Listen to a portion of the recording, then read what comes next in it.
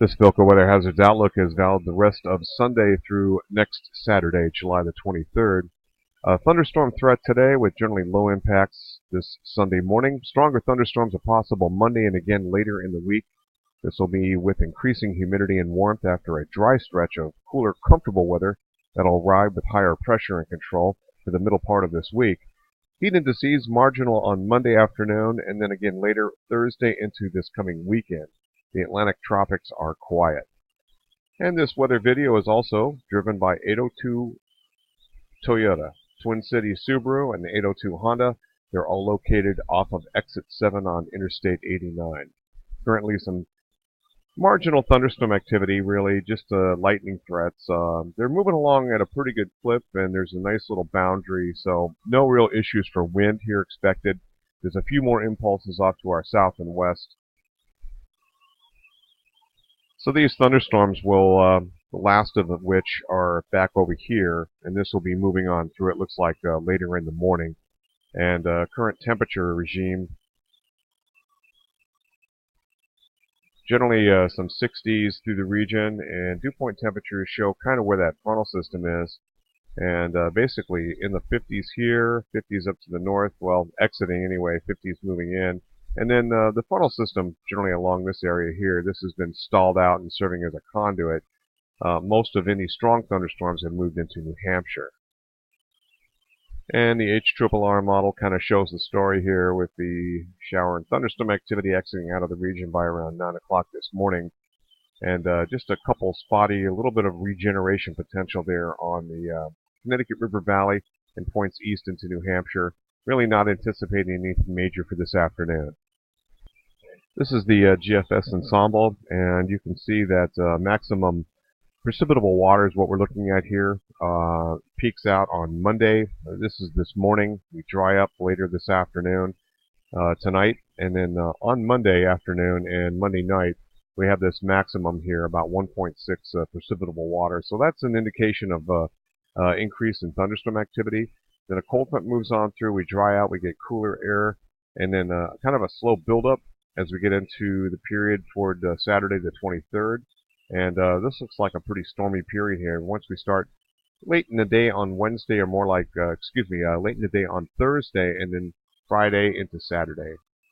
Looking at the precipitation amounts, kind of gives you an indication here. This is going to be a bigger day, and then as we get into really Friday and into Saturday. In terms of convective available potential energy, you can see that this is where we are this morning. This is on Monday afternoon and evening, then a dry period, stable air, and then things begin to build up again, and again a stormy period late in the week and into this following weekend. In terms of indicated wind shear, this is a little bit lower this morning, but that does pick up a little bit here during this period on Monday with marginally strong thunderstorm activity. No worries in the middle part of the week, and again shear picks up again, and overlapping instability and shear here for this period here, 21st through the 23rd, could be a little bit problematic. We'll probably have some thunderstorm activity that could be organizing with stronger shear, anywhere from 35 to 40 miles an hour, or 40 knots. And any shear above 40 knots typically is a done deal for severe.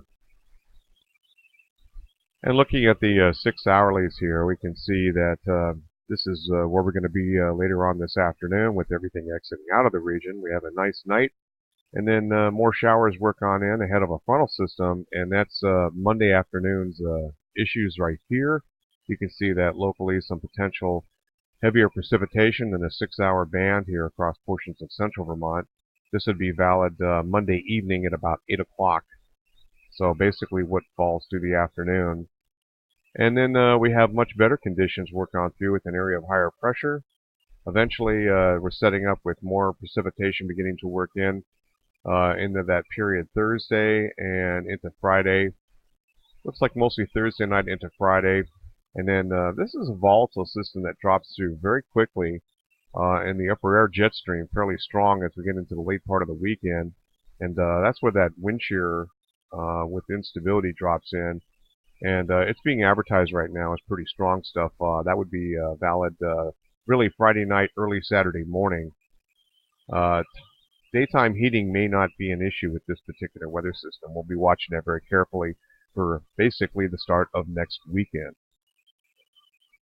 Turning our attention to temperature, we can see that still a couple warm days ahead, especially as we get into Monday, then a cooling period.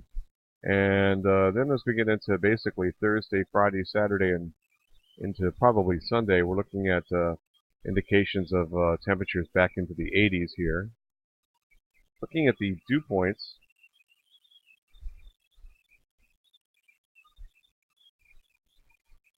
you can see that the highest dew points will be on Monday, 65 to near 70 degrees. That's a very juiced up air mass.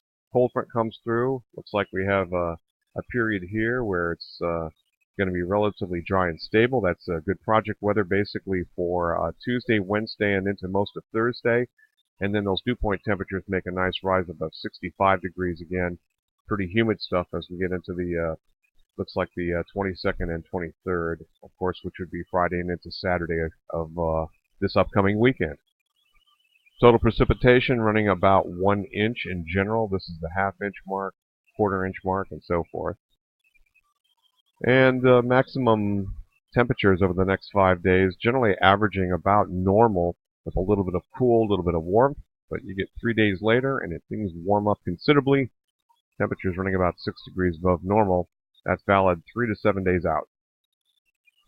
And in the Atlantic, the tropics remain very, very quiet here on the Atlantic side. All the main action is west of the Mexican coast and west toward Hawaii and the Pacific Ocean. That's it from here. Roger Hill, Wuthering Heights.